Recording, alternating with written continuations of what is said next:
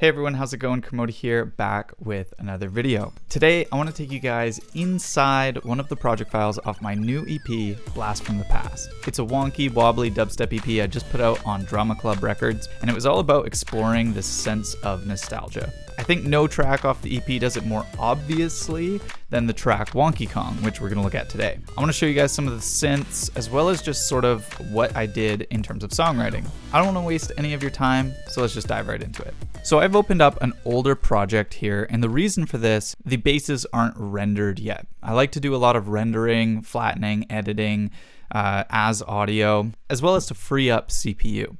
So what we're going to look at today is a much older version of the track. I think you'll get more takeaways from this. First, I want to talk about this main melody in the song. Let's check it out.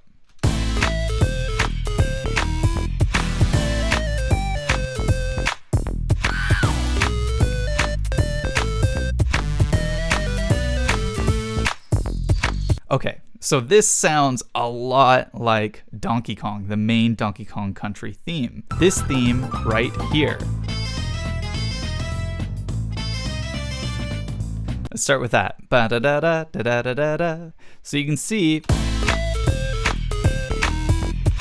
it's kind of that. It definitely steals the groove. It definitely still steals probably the key or something similar. So as I was developing this melody, I kind of realized that mine just sounded really bad in comparison to the original, because I was trying to make it the original but not make it the original, especially because I wanted to actually release this track.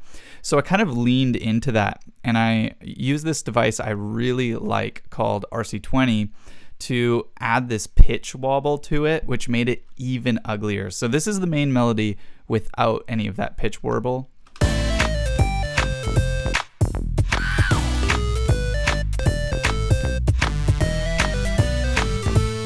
It doesn't feel as awkward and annoying. Check this out.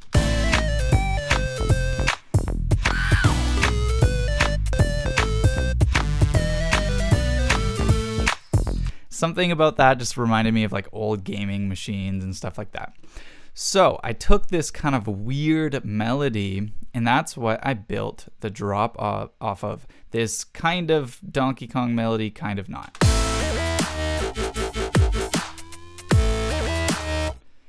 So what you can see is I actually copied the MIDI over, and I probably took some of the main intervals that made that melody identifiable and created a much more simple pattern for the bass line, especially because bass can start to get a lot more interesting in terms of the vocal, like the vowel movement, the way it articulates. So I figured to kind of simplify the melody and let bass notes play out would just be a little better.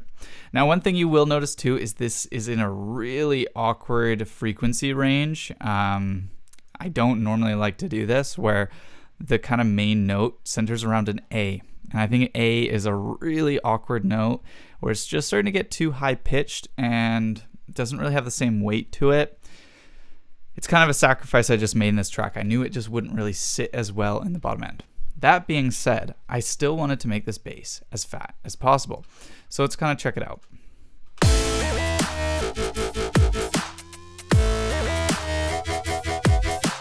So let's kind of strip back all the effects, and let's just play the raw patches.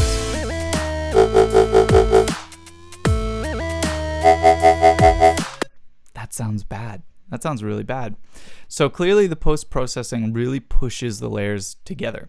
And that's what I like about having distortion, and lots of distortion, is you can kind of slam stuff into it and really get away with it. So in this rack, we have a really simple Serum Patch. It's just a very kind of squarey type of sound. None of these waveforms are super interesting, and the processing is quite minimal.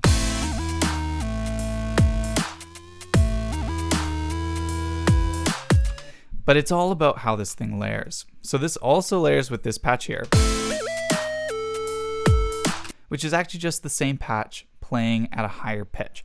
I like to layer these higher octave versions or higher octave tones into patches, because sometimes that higher pitch and that lower pitch combined with distortion is what really creates this nice kind of overtone bass, which I find is really kind of that old school massive sound, even though I'm making it in Serum here. Now you can see there's this automated phase plant wobble that comes in.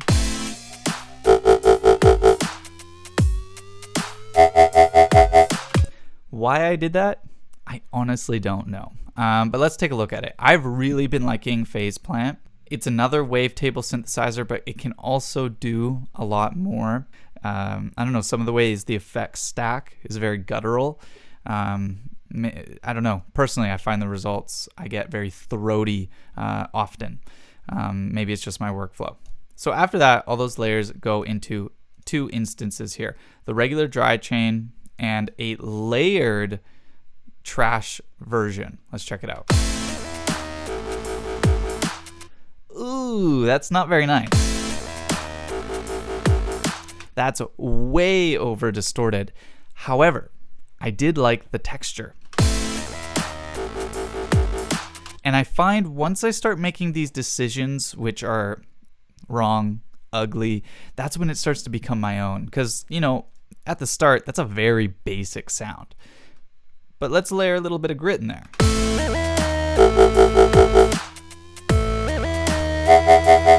Something about it. It also kind of gives it that old school sound that the melody has, like just kind of a retro feel, because it's a little dirty, it's a little gross. More trash. I love trash. For those not using trash, one of my favorite distortion units. Nothing too crazy here though. This is some pretty subtle distortion. I'm also using it to kind of clip off the peaks here. Check this out. Pre-track, post-track. So it starts to kind of be a limiter in a way because I'm slamming into this distortion and it starts to clip things off and both add harmonics and limit. Next I add this little guy here, another kind of gritty distortion. Also has a kind of old school vibe. You can see I like distortion. I really like distortion. And I always have and I always will. I always have and I always will. Distortion rocks. After that though, I did notice we started to lose a bit of that kind of wobble because we start to limit and compress and clip and all these things. We're starting to lose the dynamic. So I came back and I added dynamic. And I don't think there's anything wrong with that. You know, as you over-process sounds, you want to get movement back in it. And I think as much as distortion's really nice, compression's really nice, OTT's are really nice, you quickly run out of dynamic. So let's add some back in. Oh, now that wobble's got some feel back. Now I put the disperser, this fun effect here, which if you guys haven't heard is sort of a bubbly, well, it's a phase dispersion effect. It delays all these phases in really ugly ways, but the way it comes out is very snotty, bubbly. I love it, especially because I like that guttural sound I was telling you guys about. So this, after the auto pan, because I was telling you, kind of delays the phases and makes them later. So it actually sometimes adds little tails where tails didn't previously exist. Now, with AutoPan, because it was closing and opening the volume so tightly, it no longer had any tail or rhythm. It was just exactly 1/16 open and close. A little too rhythmic. So this disperser after the AutoPan kind of delays things ever so slightly.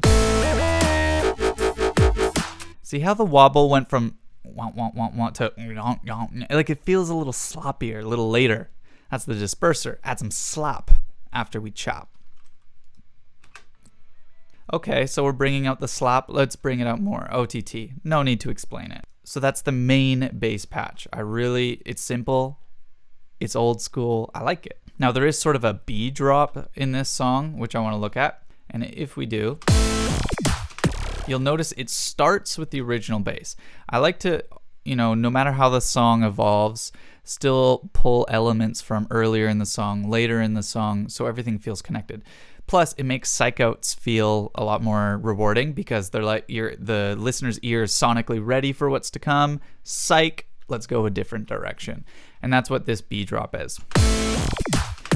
first hit, weird fill, next bass, which is pretty much the same bass, where I'm sure I changed out the layers, maybe changed out some wavetables. We'll come back to it, but let's talk about the transition fill sound here. That sound, I love this. Ooh. So it's quite simple. It's a saw wave pitching down so low that you hear every speaker movement as a transient. So normally a saw wave's like zzz, and each saw, every time your speaker moves in a saw formation, you hear a little buzz. So this, you pitch it so low that it goes dum, dum, dum, dum. But because a saw wave still has all these upper harmonics, you still hear the high end of it. That's a little too buzzy all on its own. Disperser. That's how it got bubbly. This is a bubble. It's a little bubble maker. If you like bubbles on your bass, I like it. That was it. OTT, probably some distortion. Nah, I didn't stick with that one. Yeah, that was subtle. That's it. Ooh, I like it. It's a good little transition sound. It's awesome. Love it.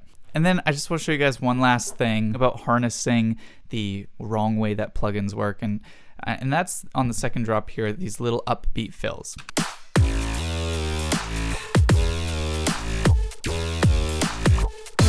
Those little wee, wee. So what that was is oftentimes when I'm stacking all these distortions, they will have like these tails that come out, these little distortion tails. Let's check it out.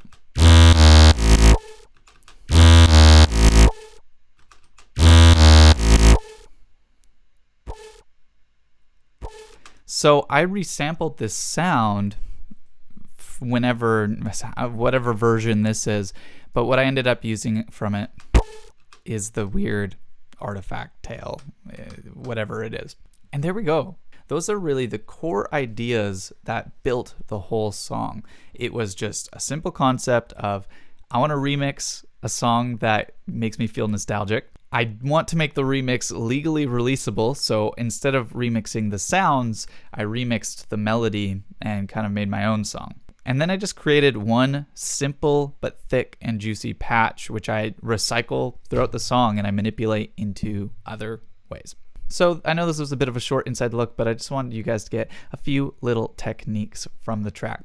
If you haven't checked out the EP, go check out Blast from the Past on Drama Club Records. That would mean the world. So if you like this video, let me know, leave a comment, leave a like, maybe share it with a friend, and I'll be back soon with another one. Thanks guys, I'm Kermode. Peace.